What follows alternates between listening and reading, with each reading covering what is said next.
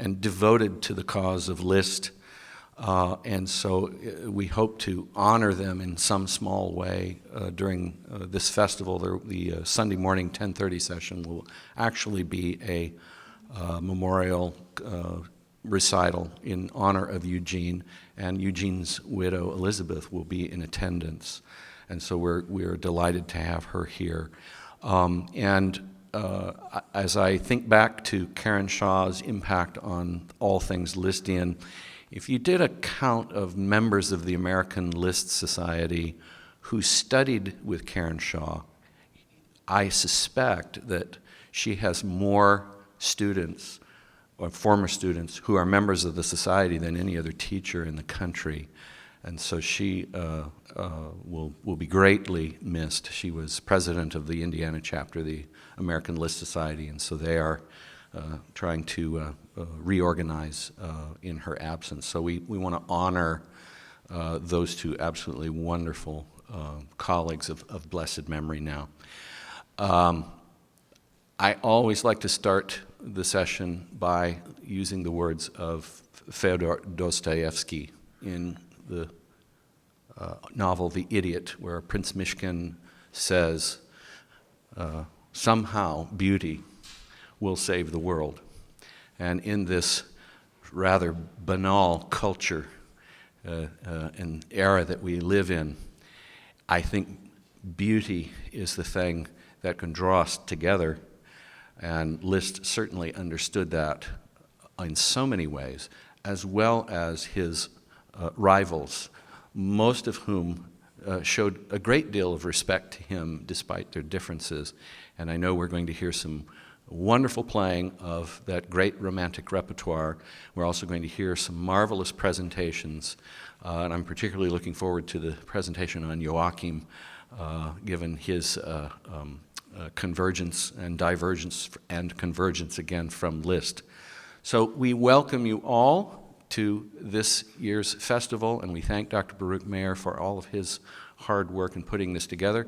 And now I introduce to you our Master of Ceremonies, Justin Kolb, who will give us our first presentation of this 2019 festival.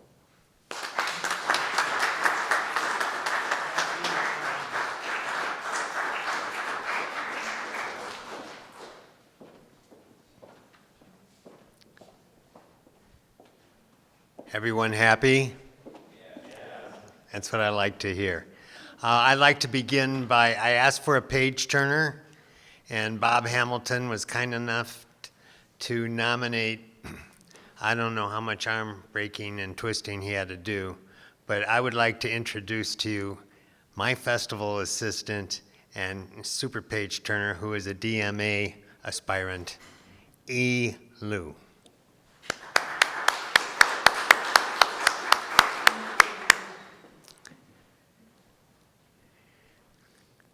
I can't see all of you, but how many of you, I guess verbalize it by saying yay, have heard about a man named Pootsie? Okay. Pootsie's real name is Herman Cohen. I have a tale to share with you about Herman Cohen. I'd like to begin with some acknowledgments.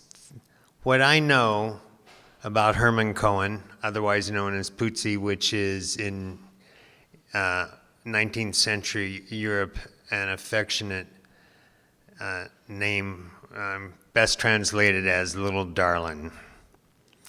And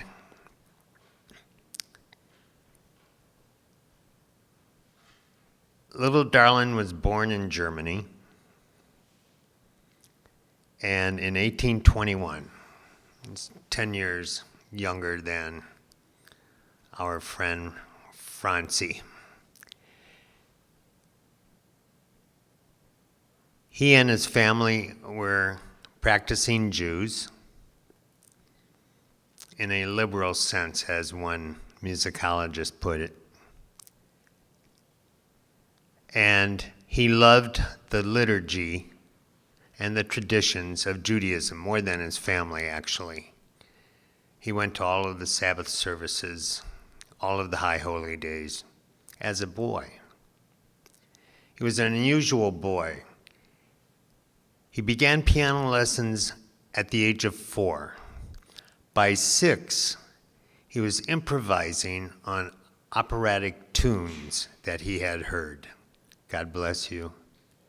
You're welcome. And by 9, he had won a number of local neighborhood contests. I wouldn't quite call them competitions, but he evidently had facility on the keyboard and had a great mind for improvisation.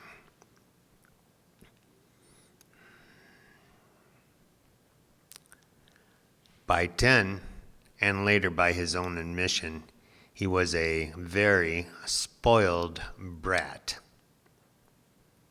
He was good looking as a kid and as a young adult, I presume as a senior citizen eventually.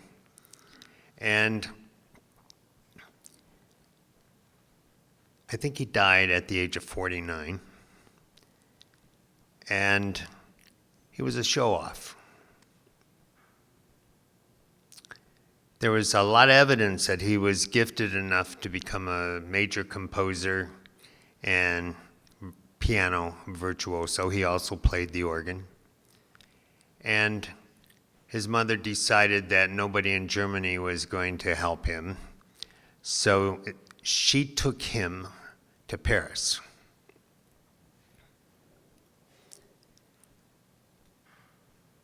In Paris, she tried to enroll him in the Paris Conservatory, and of course, as he was not a French-born citizen, he was not accepted as a student. Liszt was in Paris at the time, and Liszt was very, very busy getting his young life in order.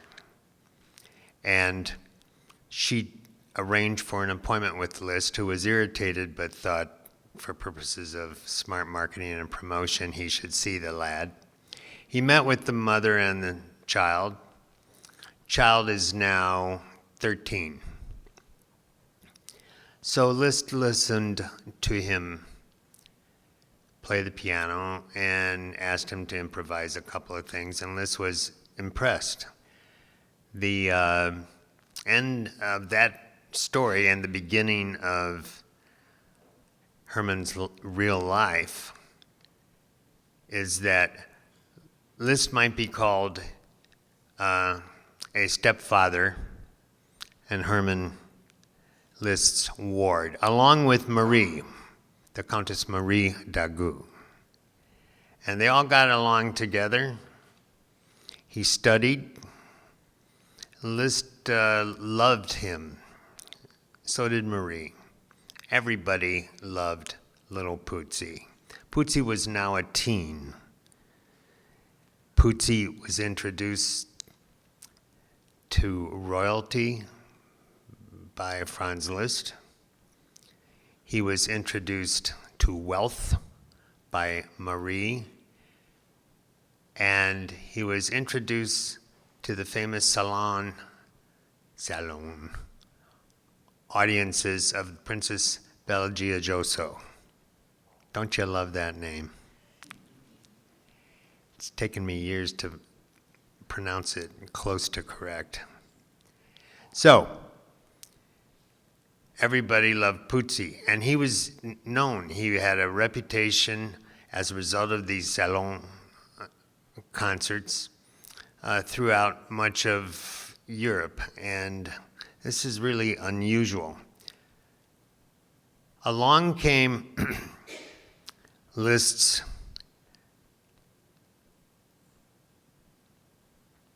itch on his back, for lack of a better description. And Liszt took off with Marie, and they headed for the Alps. I must say first that I know about these things because of the late Richard Cross, a woman, the late Pauline Pocknell, and Luciano Chiappare. Luciano lives in Italy. I'll tell you why I was there. I will explain their role later. Well, during the romp, the dates differ depending on the scholarship. The scholarship is prolific. It's all over libraries and, of course, the University of Google. And I've gotten some of my best jokes from Google. And scholars greatly differ on little tiny things, like was he 13 or was he really 14? What we know is that later in his life, Puzzi was in a situation, I'll go ahead and tell you, he became a Carmelite monk. But until that time, when he was 20, his late teen years, he became an addicted gambler. He was sexually educated as a result of his association with Liszt and Liszt's band of not quite gypsies, bohemians. And that romp in the Alps consisted of smoking cigars laced with chemicals. That's really interesting to me. Puzzi slept in the same bedroom with Marie George Sand and Liszt. Puzzi became a cross-dresser. He was a teenager, and he dressed up like a girl, and Solange, George Sand's daughter, dressed like a man. I wonder why. So it drove the innkeeper crazy. He had this cigar-smoking woman who dressed like a man, George Sand, and these two kids that should have been spanked and put to bed without supper. And they had a blast. I'm quite envious of that. During those ages, my parents made me get a job as a stock boy at Walgreens. It's quite a difference. A lot of drugs. So, around 1840, he started composing a lot of music. And they differ. Some scholars say he had written two concerti before he ever met Liszt. I don't think that's true. My information, I am not a scholar. But the amount of scholarship that has been accomplished is overwhelming on this very unique individual. It took a long time for Marie to get the goods on Puzzi. She resented him, contrary to much of the scholarship. She resented him, we know this because of her letters and diary. She resented him because he took attention from her to Liszt. He did everything with Liszt, and Liszt often went out at night and left Marie to take care of, at the time the two of the kids were with them. She started to track his behavior and was convinced that he was stealing. By now he was an addicted gambler, and she found out that Liszt was paying off loan sharks. The teen did not have to worry about money. People gave him money, thanks to Princess Bella Gioioso. So Liszt introduced him to royalty. The princess and George Sand introduced him to the intelligentsia. His dad, by the way, was a banker who failed. But he knew about money, but he never had to earn any. The charge was described as a plot hatched in hell in later years by Herman. And they caught him skimming the take of the gate at concerts that he had produced and managed.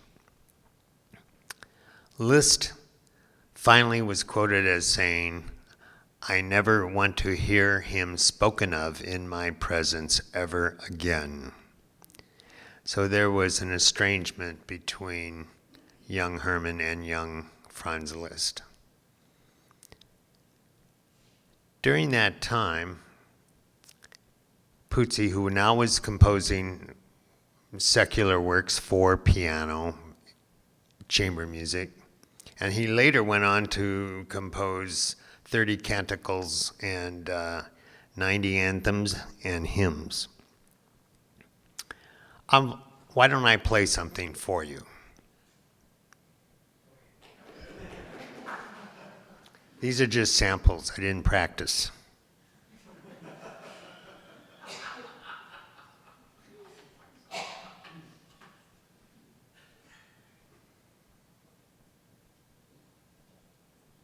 How do you like this? You might call it before and after. This is a rondo characteristico, and it's based on motives from Linda of Chamonix. But Europeans often in the 19th century referred to it as a Chamonix.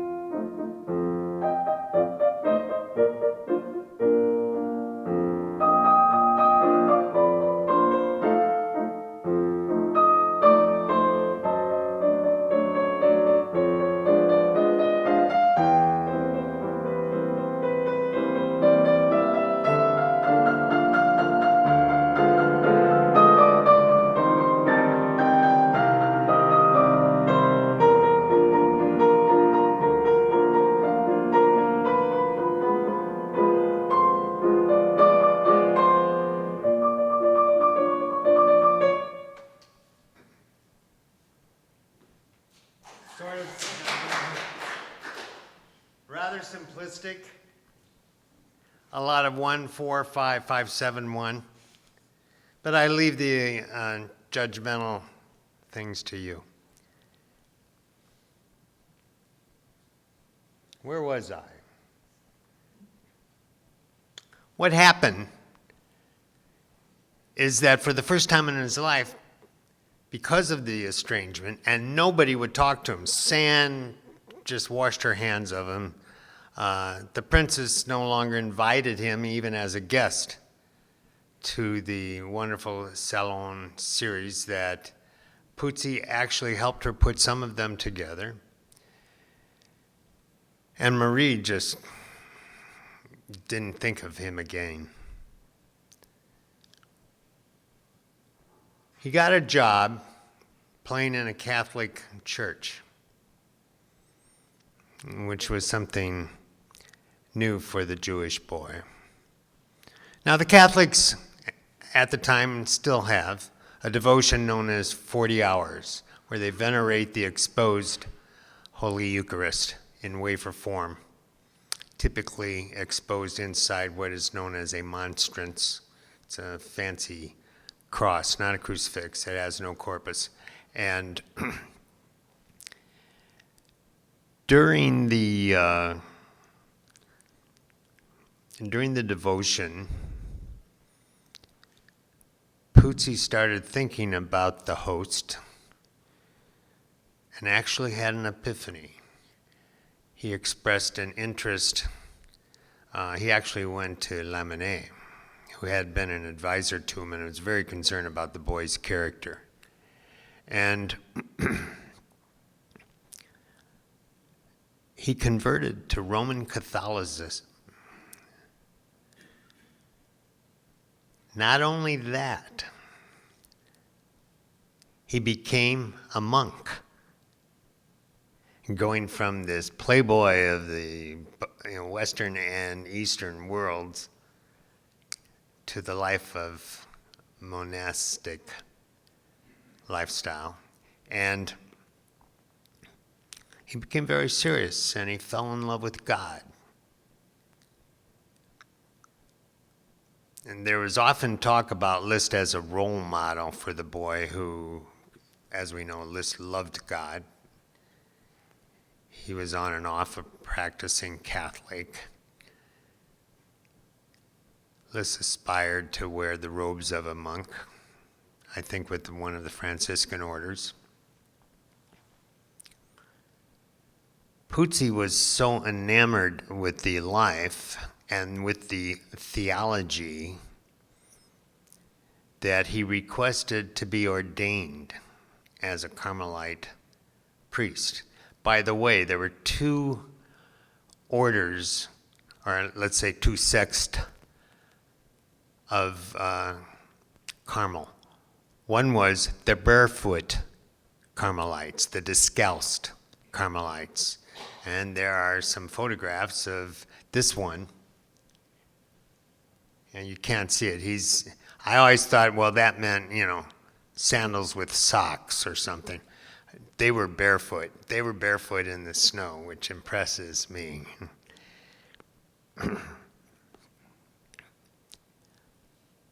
Pootsie became the Billy Graham of not just Catholicism, but of Christianity in what we know as, in Western and Eastern Europe.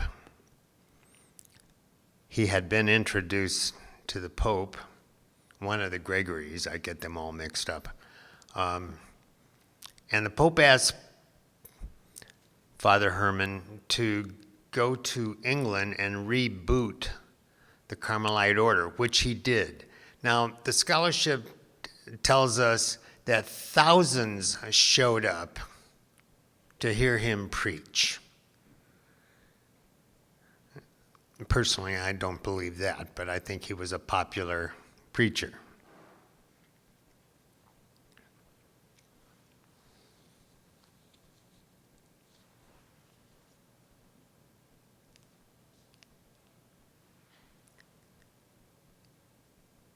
When he became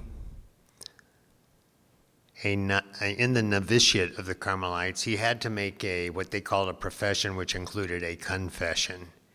And he confessed all of his sins and the defective behavior he had shown Franz Liszt. And he admitted to some of the crimes he had been accused of, stealing being the primary. He was able to quit gambling thanks to the Carmelites. And there was a devotion that the Carmelites developed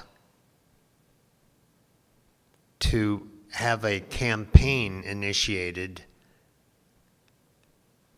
toward the Vatican on Puzzi's behalf for, believe it or not, beatification followed by canonization. Miracles were attributed to Puzzi. Now, I have a colleague and friend, Julia Grella O'Connell.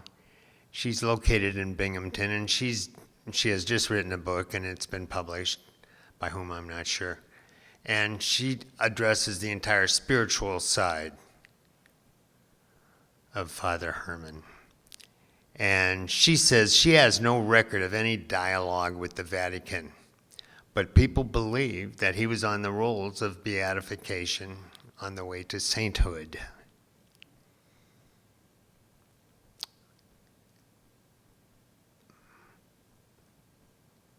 When the French expelled clerics, nuns, and priests from France following the Franco-Prussian War, and that I might be wrong, it might be the Franco-Spanish War. Puzzi was in Germany, and supposedly 5,000 Christian prisoners in Spandau prison were not allowed a French chaplain. So Puzzi went in as a German chaplain and worked for a couple of years as their chaplain, doing everything from changing dressings, applying bandages, and of course, distributing Holy Communion. What's truly sad, here's a man who has reinvented himself, who loved people. He loved God. He practiced what he preached. And he was sloppy. He was sloppy in this way. He couldn't tolerate using a spatula to distribute communion to prisoners who had developed smallpox. Puzzi died in prison in Spandau of smallpox.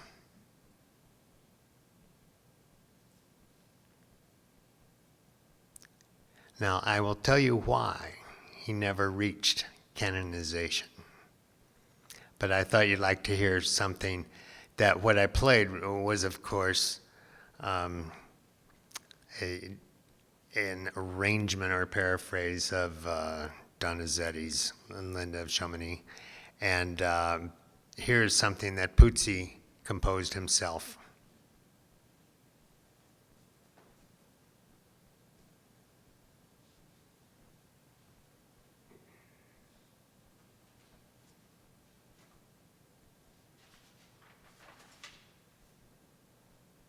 It's titled Introduction and Variations.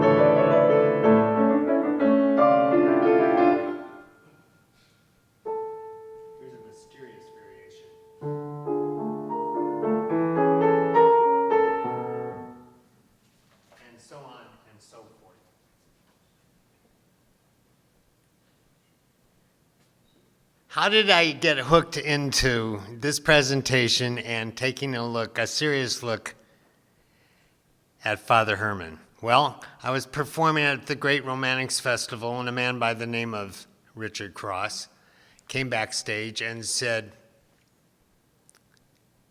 "Here's a piece called On the Shores of the Elbe.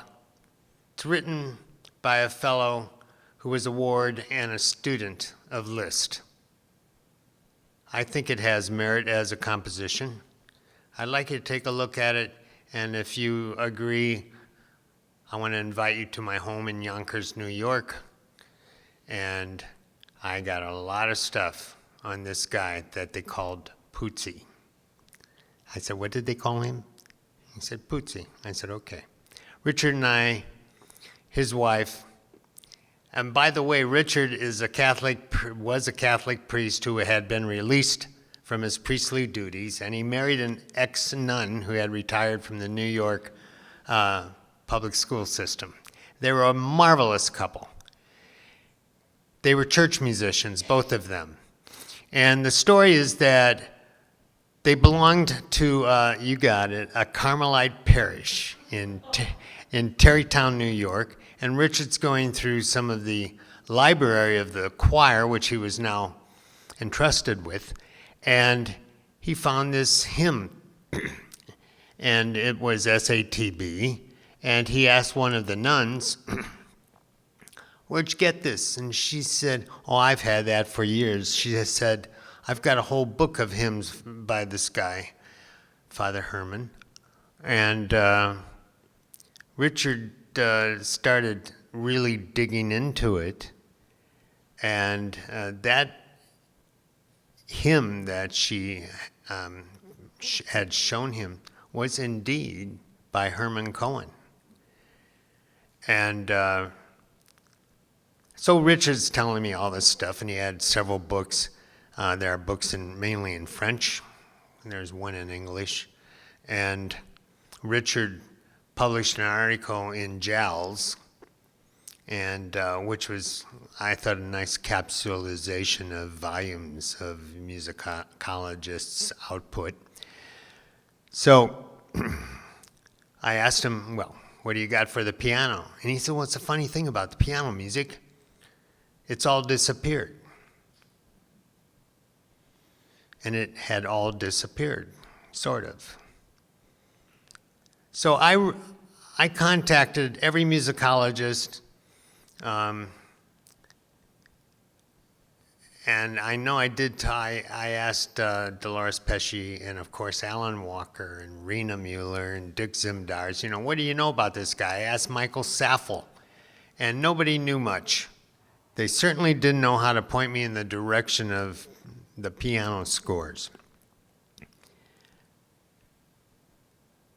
And then I received an email from Luciano who said, "Dear Mr. Kolb," he called me professor, ain't that a hoot? And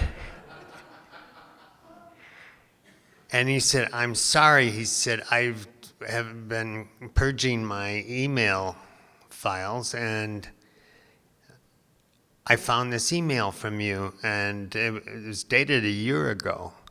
He said, "To make up for it, I've done my own search, and I found what you're looking for."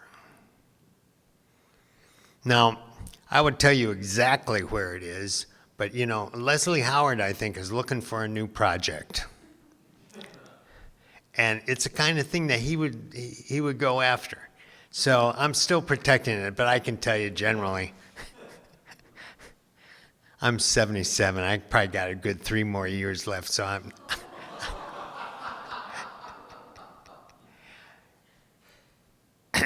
He found him in a private conservatory in Milano.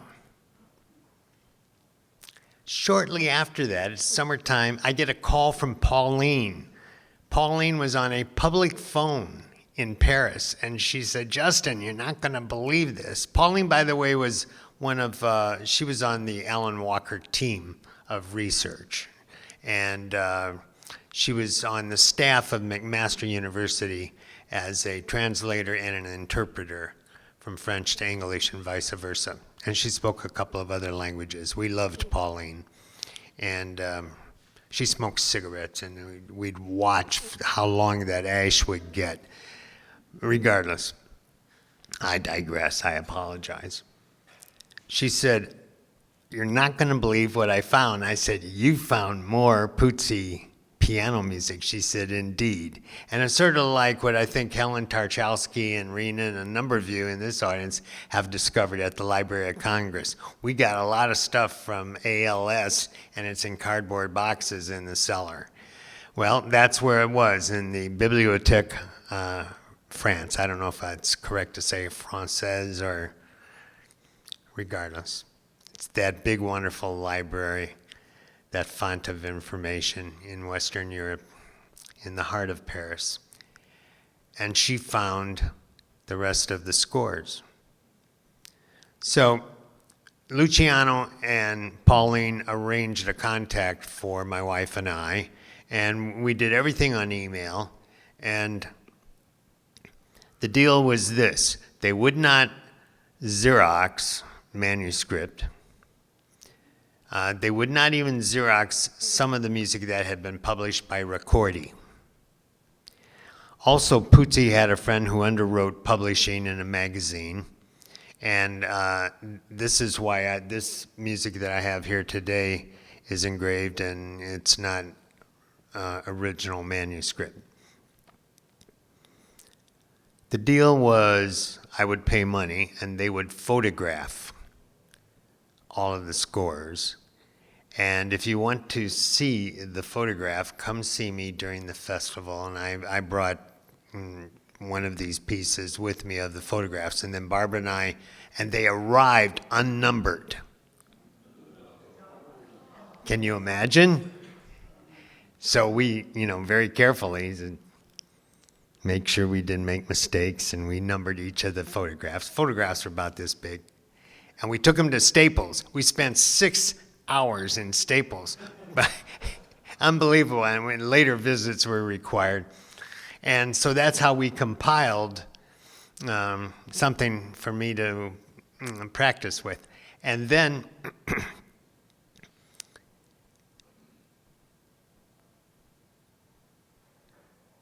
I noticed that both sources told me that there were a number of publications by Ricordi. And that there were 5 compositions, 12 virtuosic etudes being one of them, and some pieces that looked like they were large format, real piano music, not something like this. And in those days, remember I said that they were pushing the Vatican for beatification. I contacted Ricordi, and Ricordi said, "Oh, never heard of the man." I said, of course, "Are you kidding?" And I told them, I said, "I have in front of me a copy of something with your name on it. Giovanni Ricordi, your founder." Bill Wright, who I think we all know William Wright in Scotland as one of our musicologist colleagues, he had a friend in London who was at the Ricordi office, and she contacted Milano, and Milano responded with the following: "We have never heard of your Mr. Cohen, and our archives have been relocated to an undisclosed location." It ain't funny. They are not telling the truth.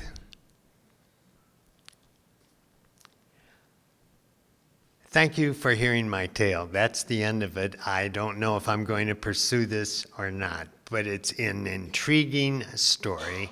And there's one piece that I like, and it is, I like some of them. But this is my favorite, and it is Bellini's Norma. It is the only, that's not quite accurate, but it was never addressed by Liszt for some reason. The aria is Costa Diva, chaste goddess. I find it interesting, this aria that's looking at the moon, addressing and dialoguing with chaste goddess, and the woman's about to kill her kids. Go figure.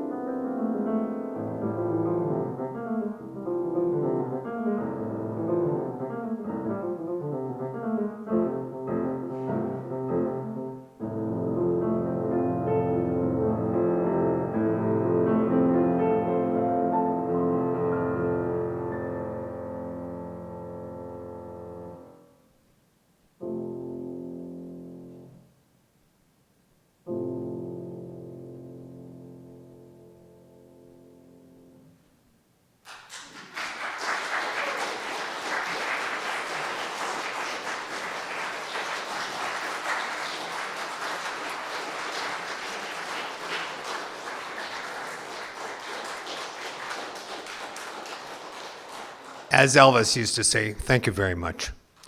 What is interesting, if you want to follow the theory of the Vatican, in 1953, the Vatican canonized, believe it or not, a Carmelite monk whose name was Edith Stein. She was a victim and died in Auschwitz. Right-wing Judaism took this as a slap in its face, and that's when all talk in Italy, at least, ceased with regard to Father Herman. What I find the most curious is that, yes, most of Europe used the affectionate term puzzi, meaning little darling, when in Italian, puzzi means stinky.